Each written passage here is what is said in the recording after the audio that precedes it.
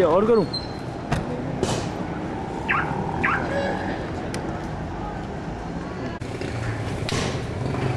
ایک منٹ صبر تو کرو.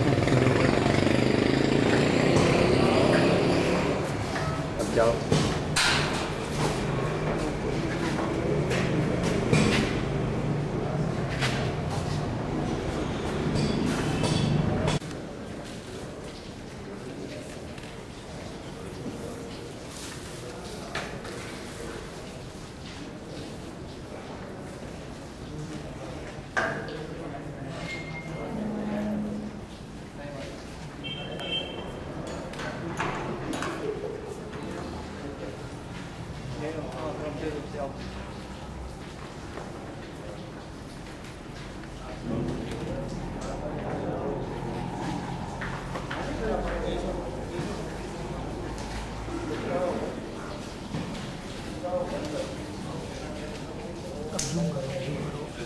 تو ہو ہمیں پتہ ہے بھائی.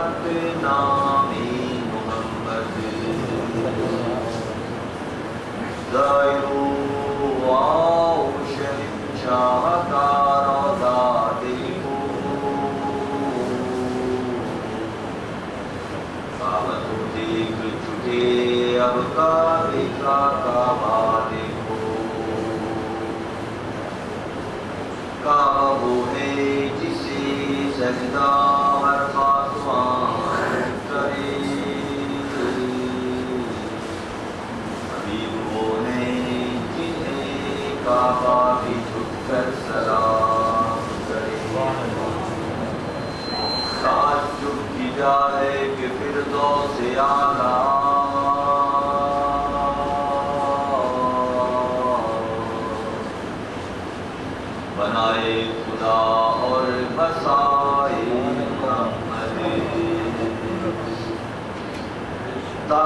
کی جاہے کہ فردوس اعلیٰ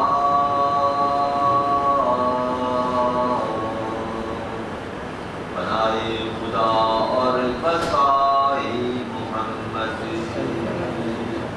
تماشا تو دیکھو کہ دوزخ کی آتش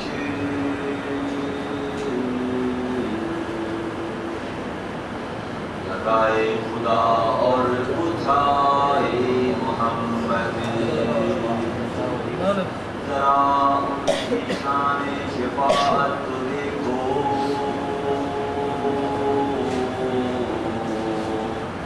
کہ فقر خدا اور بسائے محمد خوشا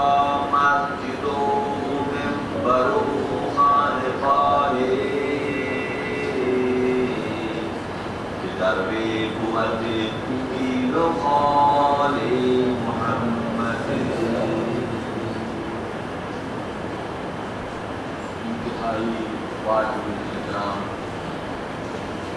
برادران سلسلہ و اہل ذوق ساتھیوں، اللہ تعالیٰ کا بے حد شکر احسان ہے کہ ہمارے مرکز خانقاہ انتظامیہ گلزار سعیدیہ پر درس طریقت صراط الذین انعمت علیہم کے عنوان کے تحت آج یہ 34ویں محفل سجائی جا رہی ہے۔ شب جمعہ میں گزشتہ 34 ہفتوں سے الحمدللہ ثم الحمدللہ انتہائی تواتر کے ساتھ ہم اور آپ اس انداز میں یہاں جمع ہوتے ہیں اور اللہ کے دوستوں کی یاد کی محفل صرف اس لیے سجاتے ہیں کہ مختلف زمانوں میں لباس بشریت میں اللہ کے دوستوں نے کس انداز میں اللہ سے اپنے تعلق کو مضبوط کیا اور اس کے نتیجے میں عامت الناس نے کیسے استفادہ کیا، یہ تذکرے اہل اللہ کے مسلسل جاری و ساری ہیں اور انشاءاللہ تا قیام قیامت تک کے لیے یہ سلسلہ اسی انداز میں جاری رہے گا کہ اللہ کا خصوصی انعام و اکرام ہے اپنی مخلوق پر کہ انہی میں سے کچھ لوگوں کو اللہ پسند کر لیتا ہے اور پھر وہ چل کر دکھاتے ہیں کہ راستہ کیسے طے ہوگا۔ ہر دور میں اللہ نے اسی انداز میں اپنے برگزیدہ دوستوں کو، ہستیوں کو، انسانوں کی گردنوں کو جہنم سے چھڑانے کے لیے ان کو مبعوث کیا، ان کو ان کے درمیان میں بھیجا اور پھر انہوں نے چل کر دکھایا اور ان خدا نے ان سے استفادہ کیا اور کشا یہ راہ سلوک کی منزلیں ہر دور میں لوگ طے کرتے چلے جا رہے ہیں۔ آج کی نشست کی خصوصیت یہ ہے کہ الحمدللہ کیسی سعادتیں ہیں، کیسا انعام اکرام ہے کہ ہمارے دادا پیر قاضی شاہ سید الدین فاروقی رحمۃ اللہ علیہ جن کی مزار اقدس سے، جن کی مسجد اور خانقاہ سے، جن کی لائبریری سے ہمیں طویل عرصے سے اپنے علم کی پیاس کو بجانے کے لیے یہاں آتے ہیں، انشاءاللہ کل بروز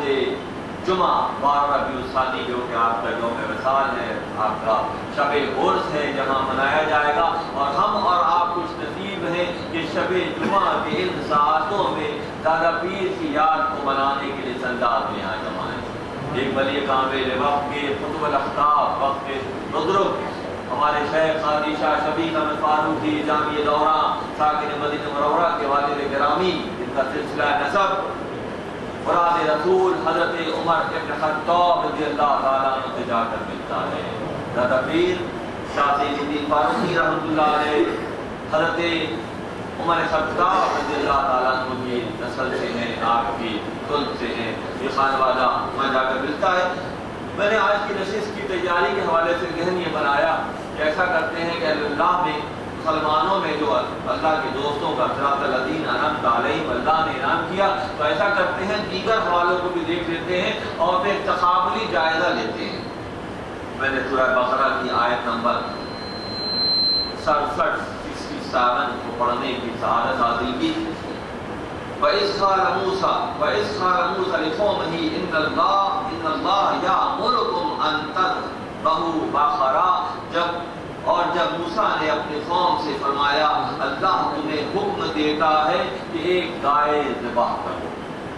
ذہن میں رکھیے گا، اہل اللہ کا تذکرہ ہے، عظم قرآن سورہ بقرہ آیت نمبر 67 کا حوالہ لے کر چلتے ہیں کہ کس طرح سے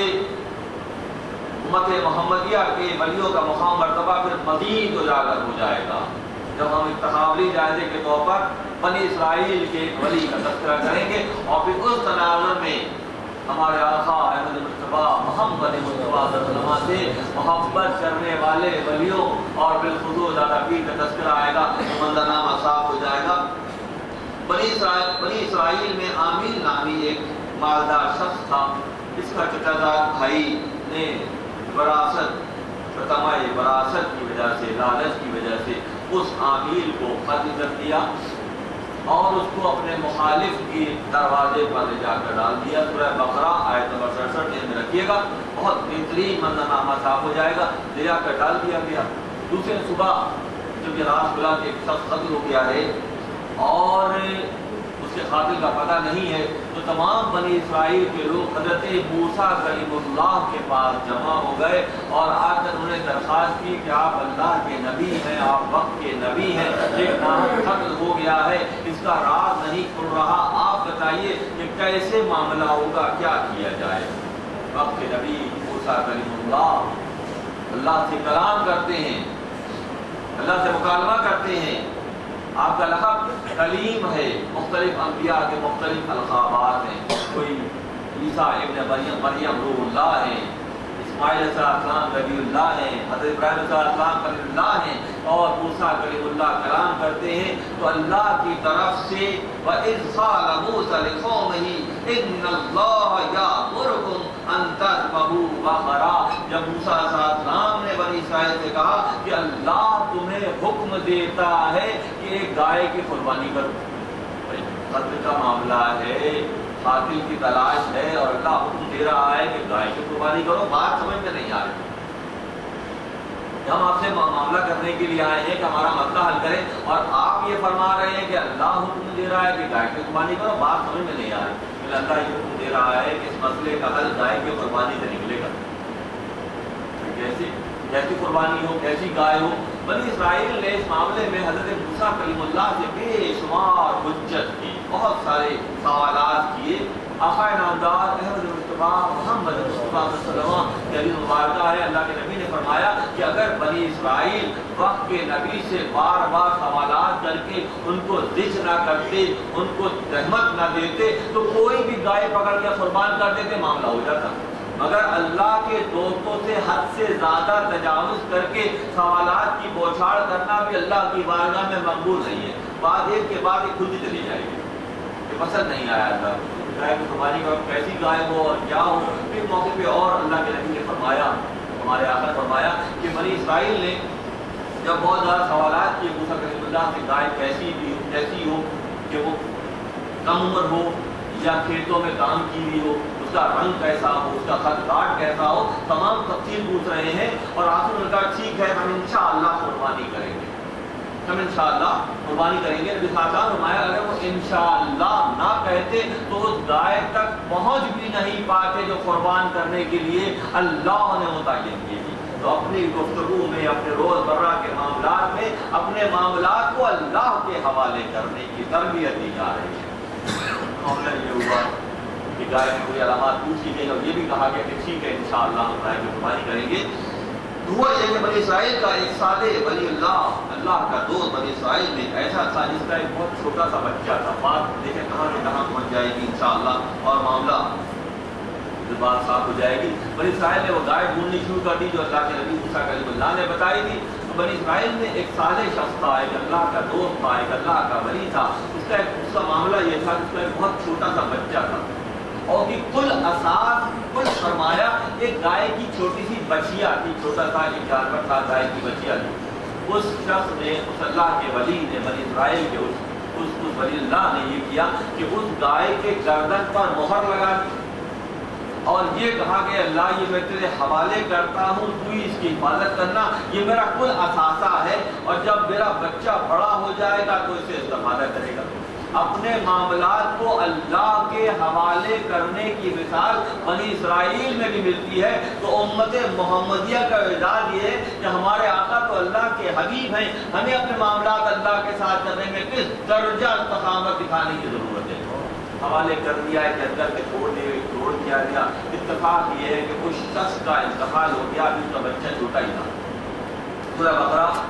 آیت نمبر 67 میں چاہوں گا کہ اہل علم حضرات جہاں تشریف فرما ہے ضرور جائیں اور مختلف تفاصیر پر کو اس لیے اس کا مطالعہ کریں کہ منظرنامہ مزید صاف ہو جائے۔ وہ بچہ چھوٹا سا تھا، اس کے والد کا اور ولی اللہ کے دوست کا انتقال ہو گیا، جس سے بنی اسرائیل کے ولی کا انتقال ہو گیا۔ بچہ چھوٹا ہے، گائے کی گردن پر مہر لگا کر اللہ کے نام پر جنگل میں چھوڑ دی گئی۔ تو بچہ بڑا ہوا، بڑا نیکوکار، بڑا متقی، بڑا عبادت گزار، اپنی ماں کا بڑا فرما بردار۔ وہ بچہ جب بڑا ہوا تو اس کی ماں نے ایک سے کہا کہ تیرے بابا نے ایک گائے ایسی رنگ کی، ایسی اس کی سباہٹ کی، ایسی فنکار تھا، وہ جنگل میں تیرے لیے چھوڑ دی تھی۔ تو فلا جنگل میں جا اور جا کر اس گائے کو پکار۔ جب بچہ لڑکا، نوجوان لڑکا جنگل میں گیا اور جا کے بتائی ہوئی نشانی کے مطابق جب اس نے پکارا تو اس کو اللہ کی قسم دی اس نوجوان نے کہ تو میرے باپ کی امانت ہے، اب تجھ پر واجب ہے کہ تو میرے پاس چلی آ۔ تو وہ گائے جو ہے جنگل سے نکل اس نوجوان کے پاس آئی، دیکھا اپنی ماں کے پاس لے آیا، ماں کے پاس لے آیا۔ جب لا کر اس نے ماں کے سامنے کھڑی کی تو ماں نے کہا کہ ایسا کرو کہ اس کو بیچ دو اور اپنی یافت کے لیے، ضروریات کے لیے اس میں سے ہم فائدہ اٹھا لیں گے۔ تو اس زمانے میں، بنی اسرائیل کے اس زمانے میں اس گائے کی قیمت 3 دینار تھی۔ 3 دینار میں اچھی بڑی گائے مل جاتی تھی۔ یہ بچہ لے کر، جب لڑکا لے کر جب بازار میں گیا تو وہاں ایک مرد صالح کے اللہ پر توکل اور بھروسہ کرنے کے نتیجے میں اکثر میں قرآن کی اس آیت کو پڑھتا ہوں، آج پھر پڑھنے کو دل چاہ رہا ہے۔ ثم استقاموا تتنزل علیہم الملائکہ، جب تم استقامت دکھاؤ گے تو اللہ ملائکہ کو نازل کرے گا، اللہ اسباب تمہارے لیے بنا کر پیش کرے گا۔ گائے لے کر بازار میں پہنچا تو وہاں ایک فرشتہ اللہ نے بھیجا اور اس فرشتے نے اس گائے کی ماں نے کہا تھا کہ تمہارا سودا ہو جائے تو مجھ سے مشورہ ضرور کرنا، پھر بیچنا۔ بازار میں لے کر گیا تو 3 دینار جو عمومی رواج تھا، قیمت تھی، اس فرشتے نے آ کے اس کی 6 دینار قیمت لگائی اور کہا کہ بس مجھے گائے دے دو۔ میں گائے کیسے دے سکتا، میری والدہ سے مجھے مشورہ کرنا ہے، پھر میں گائے دے سکوں گا۔ دیکھا بغیر مشورے کے جو میں ایسا کام میں نہیں کر سکتا، میری والدہ نے مجھے پابند کیا تھا، میں ان سے مشورہ کروں گا۔ یہ بھاگا والدہ کے پاس گیا کہ اس گائے کی قیمت 3 دینار ہے، ایک آدمی 6 دینار لگا رہا ہے، اس کی کیا وجہ ہے؟ ہمارے کہا ٹھیک ہے جاؤ بیچ دو، اور جب سودا ہونے لگے تو مجھ سے پھر مشورہ کرنا ہے۔ جب دوبارہ بازار میں پہنچا تو کتب سیر میں یہ آیا ہے کہ اس گائے کی قیمت ایک اور فرشتے نے یا اسی فرشتے نے 12 دینار لگائی اور یہ کہا کہ نہیں، ماں کے مشورے کے بغیر مجھے دے دو۔ کہا میں بغیر مشورے کے نہیں دے سکتا، میری ماں نے مجھے پابند کیا ہے۔ تو پیغام ہے نوجوانوں کے لیے، جب بنی اسرائیل کے بیٹے اتنے سعادت مند ہو سکتے ہیں تو امت محمدیہ کے ان نوخیزوں کو تو کہیں زیادہ استقامت کرنی چاہیے۔ پیغام ہے، مستقل پیغام ہے کہ اپنے بڑوں کی تعلیم، اپنے بڑوں کی بات کو کس انداز میں رکھنا ہے۔ ماں نے کہا تھا مشورہ کرنا، اس نے کہا کہ میں مشورہ کروں گا۔ پھر ماں واپس آیا، ماں اس کی بہت تدبر اور بہت فراست والی خاتون، اس نے کہا کہ معاملہ کچھ اور لگتا ہے کہ 3 دینار کی گائے 12 دینار تک اس قیمت پہنچ گئی، یہ کچھ اور معاملہ ہے، یہ ضرور اللہ کی طرف سے کوئی مدد آ رہی ہے ہمارے حصے میں۔ تم اس سے کہو کہ اب وہ آئے تو اس سے کہو کہ ہم کریں کیا، مسئلے کا حل بتائیں۔ جو بچہ گیا، لڑکا دوبارہ بازار گیا تو اس فرشتے کو کہا کہ ہاں بات اب صاف ہوئی، اس گائے کو ڈھونڈتے ڈھونڈتے بنی اسرائیل کے لوگ تمہارے پاس آئیں گے۔ بنی اسرائیل کے لوگ اس گائے کو ڈھونڈتے ہوئے تمہارے پاس آئیں گے اور تم اس کی قیمت اتنی لگانا کہ گائے کی کھال کے اندر اگر سونا بھر کر تمہیں دے تو پھر ان کو دینا۔ گائے کا گوشت نکال کر جو کھال بچ جائے تو بنی اسرائیل سے کہنا کہ اس میں سونا بھر دے اتنا، پھر میں گائے تمہارے حوالے کروں گا۔ وقت کے نبی موسیٰ کلیم اللہ کی ضمانت پر بنی اسرائیل جب گھومتے گھومتے اس کے گھر پہنچ گئے اس گائے کی علامتوں کے مطابق، تو اس لڑکے نے وہی بات کی جو فرشتے نے کی تھی کہ ٹھیک ہے گائے میں تمہارے حوالے کرتا ہوں، مگر اس کی کھال میں سونا بھر کر دینا۔ تو ضامن جو ہے موسیٰ کلیم اللہ قرار پائے، موسیٰ کلیم اللہ نے ضمانت لی اور پھر وہ سودا ہو گیا۔ جو اللہ کی راہ میں استقامت دکھاتے ہیں تو 3 دینار کی قیمت کو اللہ پوری کھال کے برابر سونے کا بنا اللہ پوری اس بنیاد پر یہ سب کچھ ہو رہا ہے۔ اللہ کا ایک ولی، اللہ کا ایک دوست، بنی اسرائیل کا ایک صالح شخص جب اللہ پر توکل کر رہا ہے، اللہ پر بھروسہ کر رہا ہے، تو اس کی نسلوں کی اللہ حفاظت کر رہا ہے، اس کی نسلوں کی حفاظت کر رہا ہے۔ جب بنی اسرائیل کے ولی کی یہ کیفیت ہو سکتی ہے تو پھر سوچے کہ امت محمدیہ کے ولیوں کا مقام و مرتبہ کیا ہوگا۔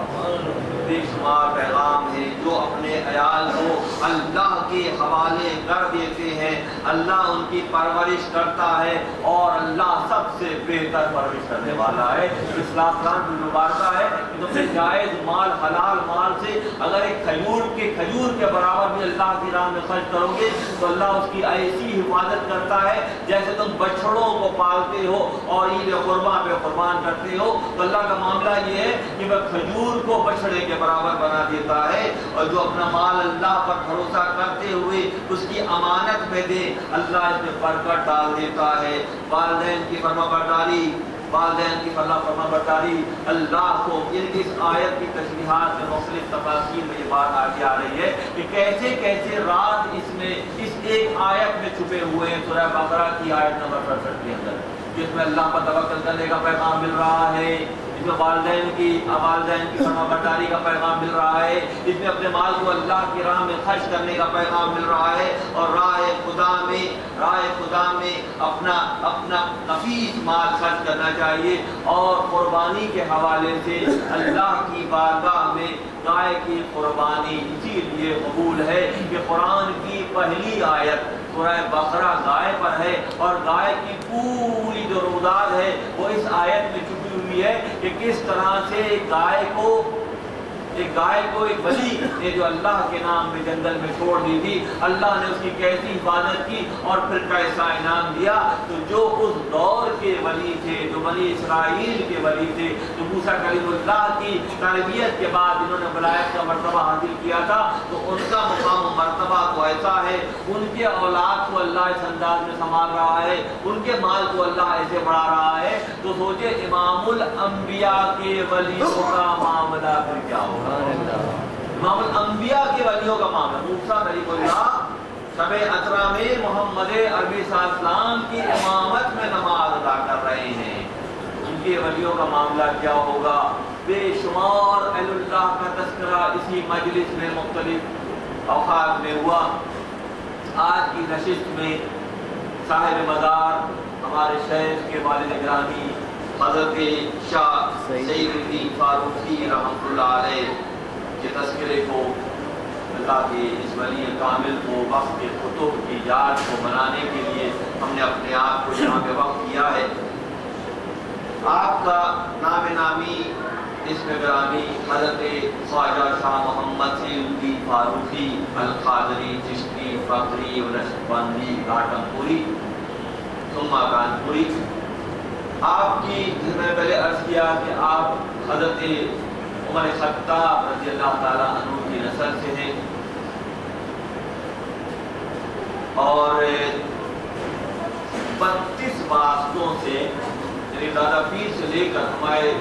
قاضی شاہ فاروقی رحمۃ اللہ علیہ سے لے کر حضرت عمر خطاب کے درمیان 32 واسطے ہیں۔ 32 واسطوں کے بعد آپ جو ہے حضرت عمر خطاب کی نسل سے ہیں، اس کے بعد آپ ہی کے سلسلے میں عمر خطاب کی نسل، اور انہوں نے فرمایا کہ سلاسل میں حضرت علی کا مجو کی ذات مبارکہ اور حضرت عمر خطاب رضی اللہ عنہ ذات مبارکہ ان کی ہستیاں ہیں جن سے سلاسل کے سلسلے چلے ہیں اور جو 4 جہان عالم میں پھیل گئے۔ آپ عمر خطاب کی نظر سے ہیں، 22 باتوں سے مراد رسول حضرت عمر خطاب سے آپ کا تعلق ہے۔ درمیان کی کڑیوں میں وقت کے جلیل القدر اہل اللہ جو ہے درمیان میں بھی گزرے ہیں، جن میں شیخ حسن زنجانی رحمۃ اللہ علیہ، شیخ الشیوخ امیر سراج الدین فراہی زنجانی رحمۃ اللہ علیہ، حضرت مولانا محمد ابراہیم مکی کانپوری رحمۃ اللہ علیہ، حضرت مولانا محمد جان نثار فاروقی رحمۃ اللہ علیہ، جیسی جلیل القدر شخصیات درمیان کی کڑی میں ہیں،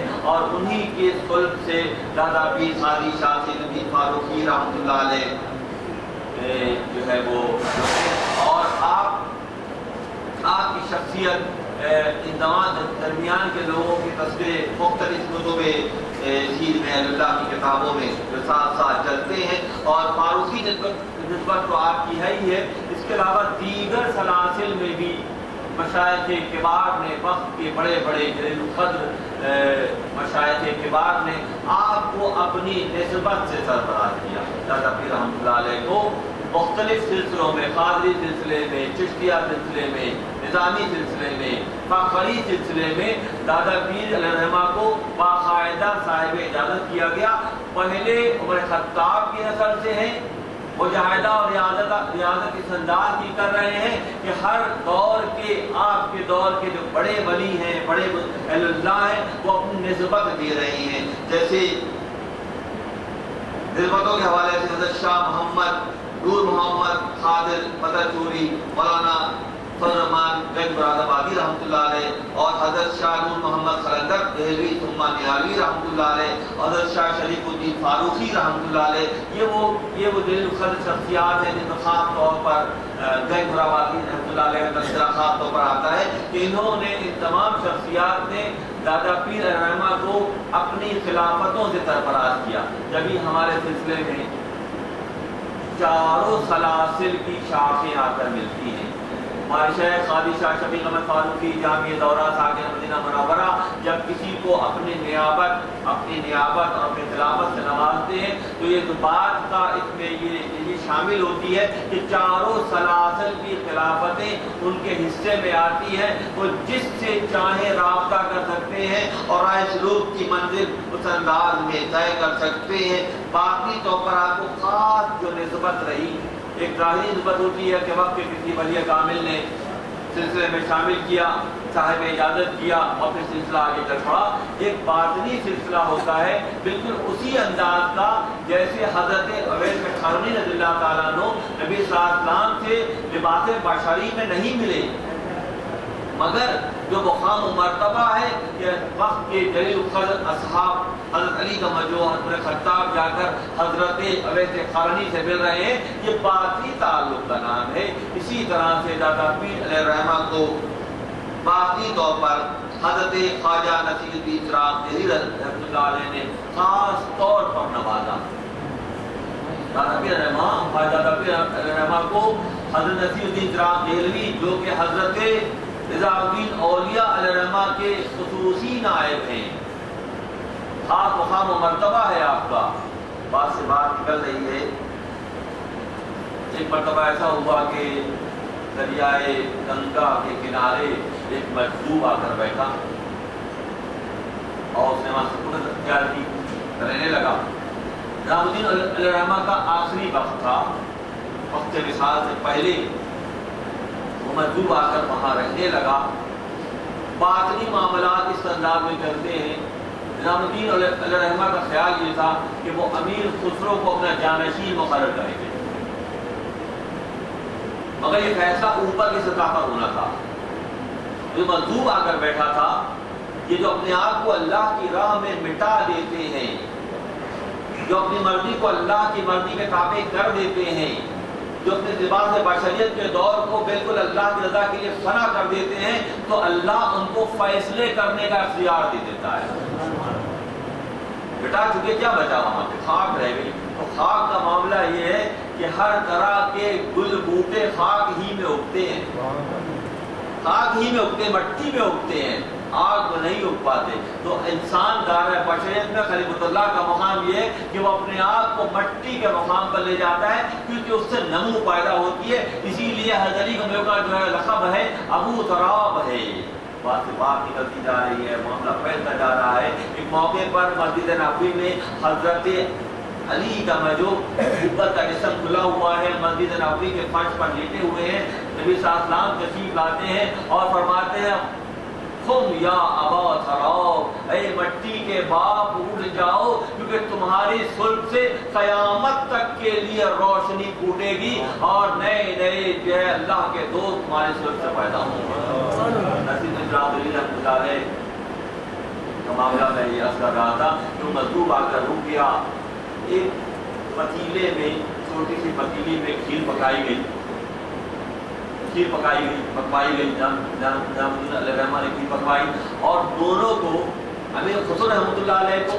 اور نصیر الدین دہلوی رحمۃ اللہ علیہ کو وہاں بھیجا مظلوم کے پاس کہ یہ لے جاؤ اور جا کر ان کی خاطر کرو۔ جب وہاں پہنچے کھیر کی ہانڈی لے کر، تو خسرو طبیعت کے اعتبار سے بہت نفیس اور خوش لباس، کیا خام و مرتبہ رحمۃ اللہ علیہ کا، طبیعت میں نزاکت بھی بہت زیادہ ہے۔ جب وہاں پہنچے تو وہ بزرگ جب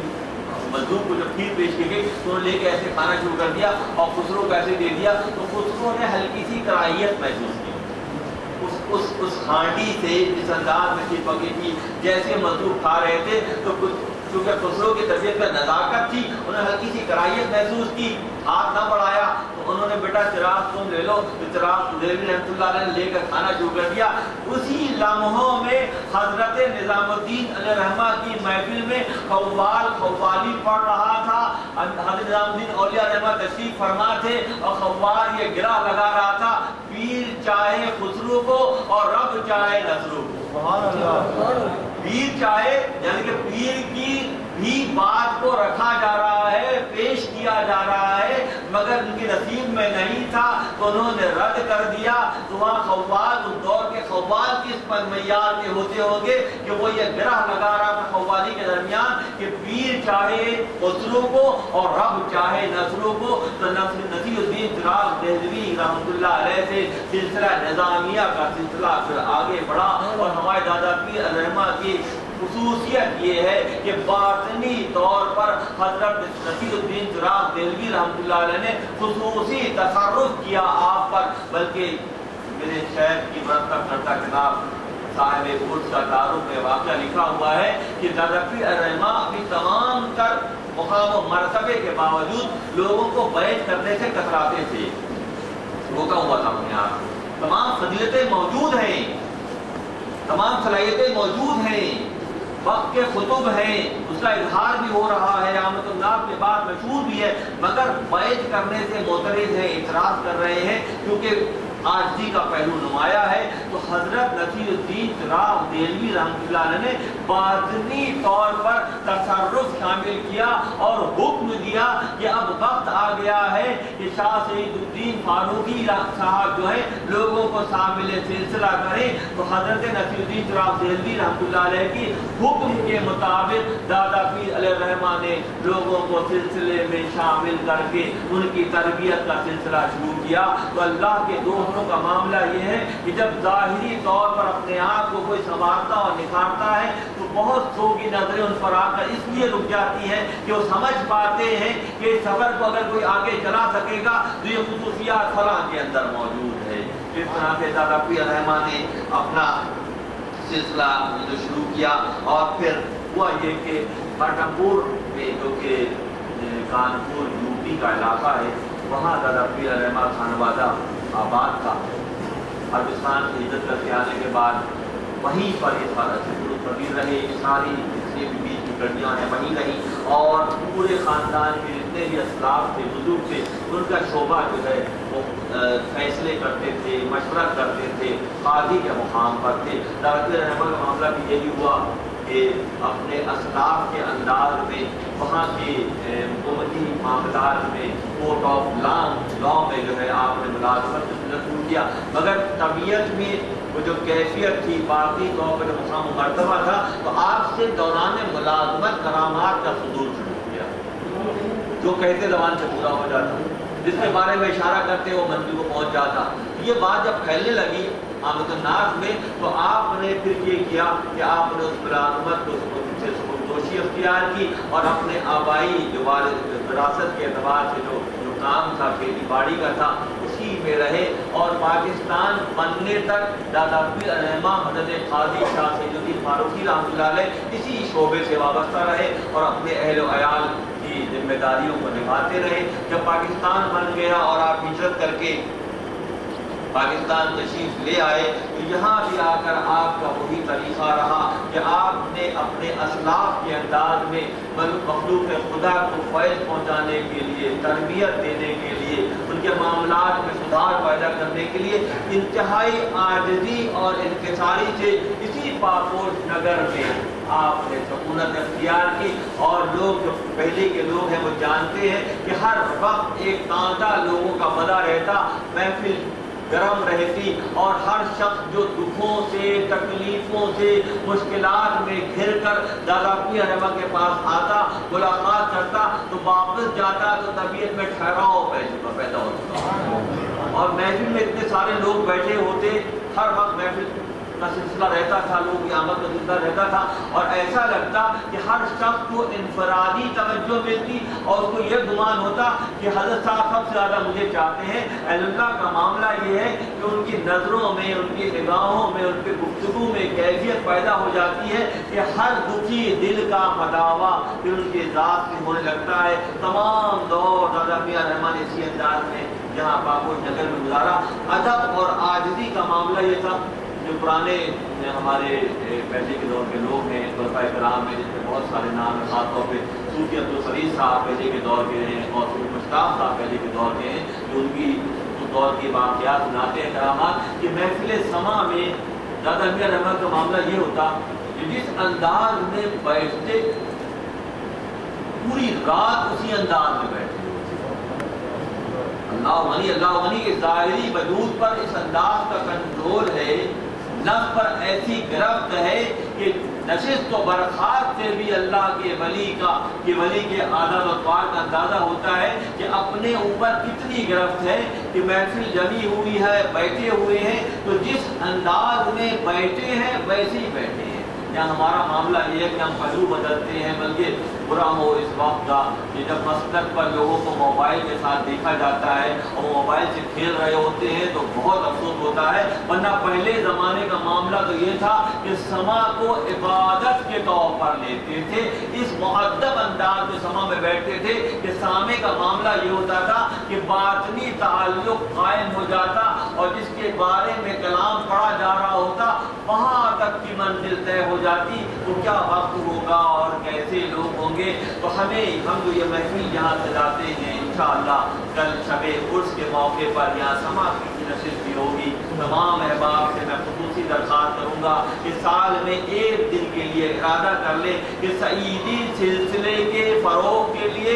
اپنی نسبتوں کو پختہ کرنے کے لیے کل کے دن 12 ربیع الثانی کو اپنے تمام معاملات کو اس لیے چھوڑ دیں کہ اس ایک سال کے دوران جو ہماری باطنی طور پر تربیت ہوگی ہو سکتا ہے کہ عمر کا پچھلا پورا حصہ جو ہے وہ کم نظر آئے اور یہ ایک سال سے کہیں زیادہ بڑھ جائے۔ ہم راہ سلوک میں چلیں گے،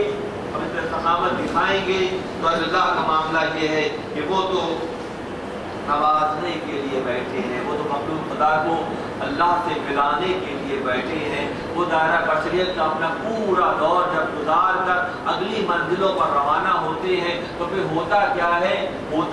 ہے کہ ظاہری وجود تو گھٹ جاتا ہے مگر جو روح میں طاقت پیدا ہوتی ہے وہ زمین سے لے کے آسمان تک اس کے مینار نظر آتے ہیں،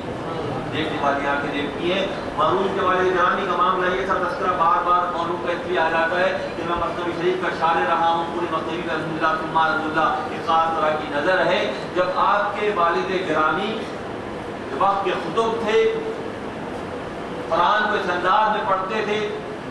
نماز میں جب کھڑے ہوتے تھے تو نماز کے دوران قرآن کے اس انداز میں تلاوت فرماتے تھے کہ ان کے جسم سے دیکھنے والی آنکھیں دیکھتی تھی کہ بہاؤدین بلخی رحمۃ اللہ علیہ کے جسم سے ایک دور کا مینار تھا نکل کر آسمان کی طرف جا رہا۔ خانقاہ میں جس مقام پر نماز ادا کرتے دیکھنے والے دیکھ لیتے۔ پونیا شریف میں وہ خانقاہ ہے جہاں مولانا رحمۃ اللہ علیہ کا مزار اقدس ہے، اسی علاقے کے بارے میں یہ یہ بات ہے کہ آپ کے والد گرامی بہاؤالدین بلخی جب نماز کے لیے کھڑے ہوتے تو ان کے جسم سے نور کا ایک ستون سا نکل کر آسمان کی طرف جاتا تو دیکھنے والے دیکھ لیتے جیسا فلاں مقام پر بہاؤالدین بلخی نماز ادا کر رہے ہیں یا قرآن کی تلاوت کر رہے ہیں. یہ کیفیتیں جب کب پیدا ہوتی ہیں جب اپنے آپ کو اللہ کی مرضی کے تابع کر دیا جاتا ہے. حدیث قدسی میں آیا ہے کہ جو بندہ نفلوں کے ذریعے اللہ کا قرب تلاش کرتا ہے اپنے آپ کو اللہ کے لیے کھڑا رکھتا ہے تو پھر کیا ہوتا ہے کہ اللہ اس کے پیر بن جاتا ہے جس سے وہ چلتا ہے تو ہمیشہ وہ حق کے لیے چلتا ہے. اللہ اس کی زبان بن جاتا ہے جس سے بولتا ہے تو ہمیشہ حق کے لیے بولتا ہے. اللہ اس کی نظریں بن جاتا ہے جس سے وہ دیکھتا ہے تو پھر وہ حق کے لیے دیکھتا ہے. اور پھر اس کی نظر تو کیا عالم ہوگا کہ جو اللہ کے نور سے دیکھ رہی ہو نظریں جو نظریں اللہ کے نور سے دیکھ رہی ہوں تو ان کا کیا معاملہ ہوگا. لیکن اللہ کا معاملہ یہی ہے جب اپنے آپ کو اللہ کی مرضی کے تابع کر دیتے ہیں تو پھر کیا ہوتا ہے کہ دنیاوی اسباب ہیج ہو کر رہ جاتے ہیں. دادا کے رحمت کے حوالے سے بات آئی کہ کبھی کسی سائل کو آپ نے منع نہیں کیا, کبھی کسی کو منع نہیں کیا. جو آیا جو اپنی حاجت لے کر آیا تو جو کچھ تھا سب اس کے نظر کیا. ایک واقعہ دنیا صاحب قبلہ نے ایسا بھی لکھا ہے کہ ایک مرتبہ ایک سائل کو پورا اساس البیت گھر کا پورا سامان دادا میاں نے دے دیا اور اپنے خانوادے کے لیے اللہ ہی کافی ہے کا نعرہ لگایا. یہ اللہ ہی کا تو بس ہو سکتا ہے, یہ اللہ ہی کا بس ہو سکتا ہے کہ کسی پکارنے والے کے پکار پر اپنے گھر کا سارا مال و متاع اس کے حوالے کر دیا. یہ جبھی ممکن ہوگا جب توکل اللہ کی کیفیت نمایاں ہوگی, جو اسباب کے خالق پر نظر ہو جائے گی, جو سبب پر نظر نہیں رکے گی بلکہ مسبب پر نظر ہو جائے گی تو پھر یہ معاملہ بنے گا. علم شریعت اور احکام شریعت کی پاسداری کے حوالے سے آپ نے ہمیشہ پوری زندگی اس بات کا خیال رکھا کہ شریعت مطہرہ کی پاسداری کو فوقیت حاصل رہی ہر دور میں پوری حیات. یہاں تک کہ بابوش نگر کی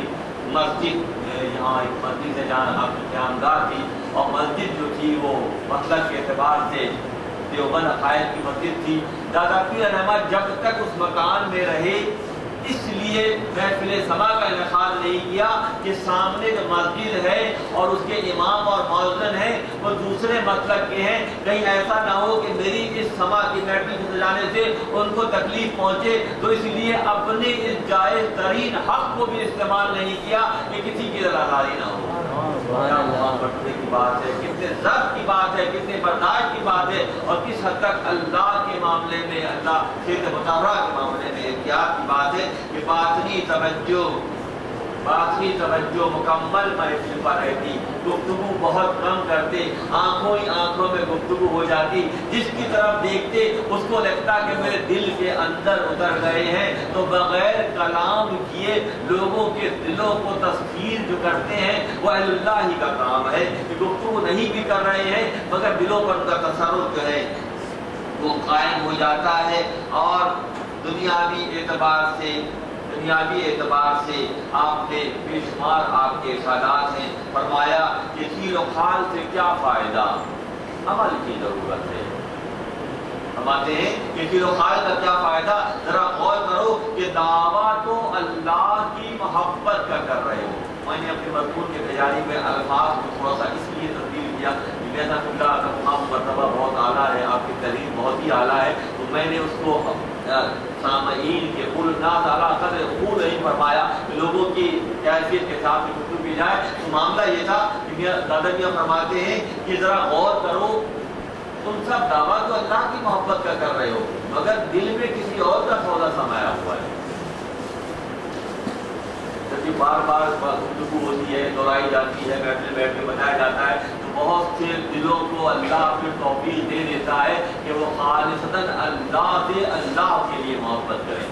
کچھ اور معاملہ میرے مسلک میں ہے حرام, کچھ اور معاملہ میرے مسلک میں ہے حرام, نہ اپنا ہاتھ دے میرے دستے سوال میں جب تربیت ہوتی چلی جاتی ہے تو اسباب سے نظر ہٹ جاتی ہے، پھر مانگنے والے اللہ سے اللہ کو مانگتے ہیں اور تربیت کے انداز کی اللہ دیتے ہیں کہ محبت جو ہے اگر ہو تو خالصتاً اللہ کے لیے ہو، اگر کنڈیشنل ہے تو یہ شرک ہے، تو اس شرک سے بچنے کی تربیت دی جا رہی ہے۔ ہر شخص جو ہے کسی نہ کسی کی محبت میں گرفتار ہے، یہ رحمہ کا قول ہے کہ ہر شخص کسی نہ کسی کی محبت میں گرفتار ہے، مگر جس سے محبت کر رہا ہے، اس کی وہ طلب جس کی اس کے دل میں ہے، تو مطلوب بتاتا ہے کہ طالب جس کی طلب، جس کا جتنا ظرف زیادہ ہوگا اسی حساب سے اس کی طلب ہوگی۔ اگر تمہارا پیالہ بڑا ہے تو پھر اللہ کی محبت تمہارے دلوں میں پیدا ہو جائے گی، ورنہ خلائق اور اسباب میں الجھ کر رہ جاؤ گے۔ تربیت یہ دے رہے ہیں کہ محبت، بہترین محبت جو ہے وہ اللہ کی محبت ہے۔ تقویٰ اختیار کرو، تقویٰ اختیار کرو، معلوم نہیں کل آخرت میں کیا معاملہ ہوگا۔ راہ سلوک بہت اہم نقطہ، بہت اہم بات۔ راہ سلوک کے راستے میں جو رکاوٹ، جو چیزیں بنتی ہیں، دادا میاں رحمہ نے باقاعدہ مرض کی تشخیص کی ہے اور پھر علاج بھی بتایا ہے۔ راہ سلوک میں اللہ کی پہچان کے راستے میں جو چیزیں رکاوٹ بنتی ہیں وہ 4 چیزیں ہیں۔ اللہ کی محبت حاصل کرنے کے لیے جو چیزیں رکاوٹ بنتی ہیں، دادا پیر خادی شاہ سید الدین فاروقی رحمۃ اللہ علیہ نے اپنی حیات میں اس کو عملی مظاہرہ کر کے دکھایا کہ 4 چیزیں ایسی ہیں جو اللہ کے راستے میں، اللہ سے محبت کے راستے میں رکاوٹ بنتی ہے۔ پہلی چیز کیا ہے؟ دنیا۔ دوسری چیز کیا ہے؟ قلب۔ تیسری چیز کیا ہے؟ نفس۔ اور چوتھی چیز کیا ہے؟ شیطان۔ یہ وہ 4 چیزیں ہیں جو اللہ کے راستے پر چلنے میں رکاوٹ بنتی ہیں۔ دنیا، قلب، نفس اور شیطان۔ پھر فرمایا دنیا کا علاج یہ ہے کہ قناعت اختیار کرو، جتنی ضرورت ہے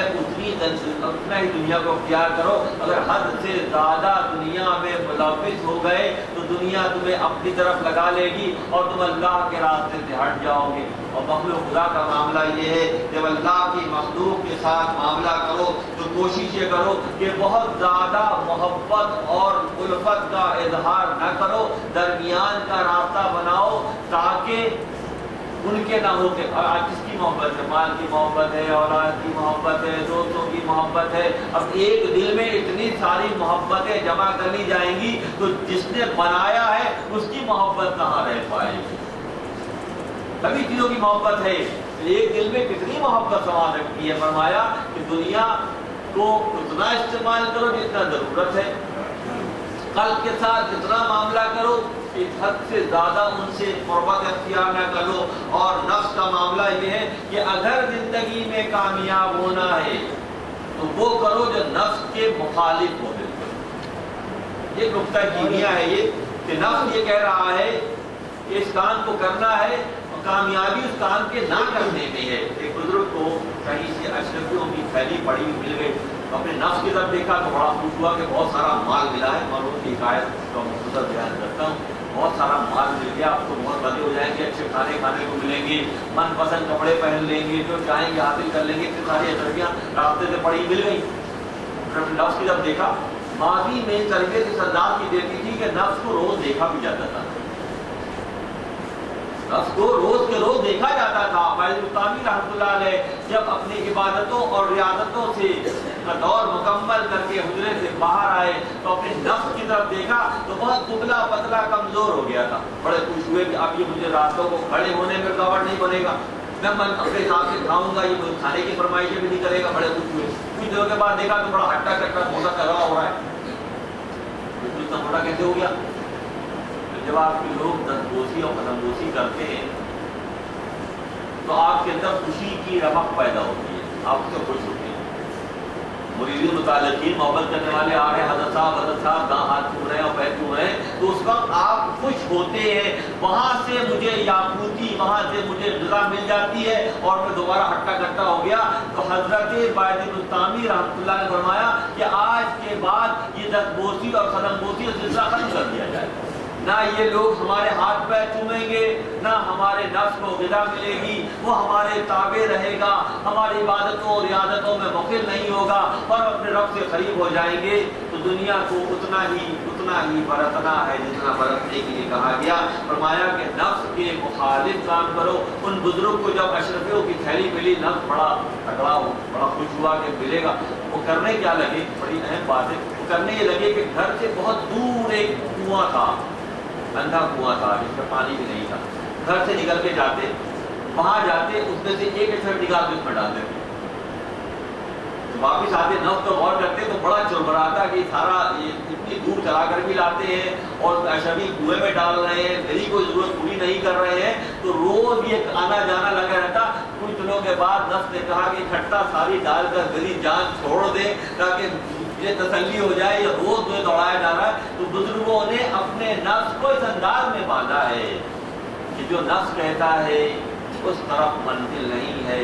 گھوڑا آگے کی طرف جاتا ہے، نال اس طرح سے یو شیپ میں ٹوٹی ہوتی ہے۔ مولانا فرماتے ہیں کہ منزل پچھلی طرف ہے۔ اپنے نفس کے مخالف کام کرو، زندگی کے ہر شعبے میں کامیابی ملتی چلی جائے گی، زندگی کے ہر شعبے میں کامیابی مل جائے گی۔ اور شیطان چوتھا جو دشمن ہے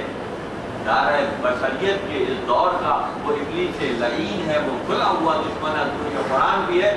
نبیہ فرماتے ہیں کہ ہر تھوڑی دیر کے بعد اگر شیطان سے بچنا ہے تو ہر تھوڑی دیر کے بعد اپنے رب سے رجوع کر لیا کرو، تم اپنے اللہ کو یاد کر لیا کرو۔ جب تم پریکٹس کر لو گے اور بار بار رجوع اللہ کی کیفیت میں آ جاؤ گے، وہ شیطان جو کھلا ہوا دشمن ہے، وہ شیطان جو کھلا ہوا دشمن ہے، وہ تمہیں چھوڑ دے گا۔ یہ تعلیمات کا سلسلہ آپ نے اپنی پوری حیات اسی انداز میں انتہائی بڑے خوش لباس تھے، سفید کپڑے پہنتے تھے، رنگ روپ بہت ادلا، بہت خوبصورت تھے، قد بہت لمبا بھی نہیں تھا، بہت چھوٹا بھی نہیں تھا، درمیانے محفل میں نمایاں ہوتے تھے، نشست و برخاست میں انتہائی ادب کو ملحوظ رکھتے، کبھی کسی چیز کے لیے منع نہیں کیا، گفتاری میں، کلام میں محبت کا اظہار زاویہ ہوتا، اپنی کیفیات کو اشعار کا رنگ بھی دیتے تھے۔ کتابیں بھی آپ نے تصنیف فرمائی ہیں، حیات سعید اور مناجات سعید کے ساتھ ساتھ دور عقیدت جو ہے آپ کی کتابیں ہیں، جس میں آپ کا فارسی کلام بھی ہے اور اردو کلام بھی ہے۔ کارساز ماں و فکر کار ماں، میرا کارساز میری فکر میں لگا ہوا ہے۔ وَاللَّهِ وَبِحَمْدِ اسماعیل عظیم دانشہ کا یہ شعر ہے، کارساز ماں و فکر کار ماں، فکر ماں در کار ماں آزار ماں۔ اگر میں اپنے کاموں کی فکر کروں گا تو یہ میرے لیے مرض بن جائے گا، کیونکہ میرا کارساز میرے کاموں کی فکر میں لگا ہوا ہے۔ اہل اللہ کا معاملہ یہ ہے کہ پوری زندگی کو اللہ کی رضا کے لیے خرچ کر دیتے ہیں، اور پھر ہوتا کیا ہے کہ اسی زندگی کے ادارہ بشریت کے دور میں ہی آمد الناس بہت ساروں کی گردنوں کو جہنم کے خطابوں سے چھڑا کر جنت میں پہنچانے کا فریضہ انجام دیتے ہیں۔ یہاں آپ ہمارے شیخ قاضی شاہ شفیق احمد فاروقی جامعہ دورہ ساکن مدینہ منورہ نے ایک موقع پر فرمایا، اپنے خصوصی مرید متعلقین کے درمیان برجستہ اپنے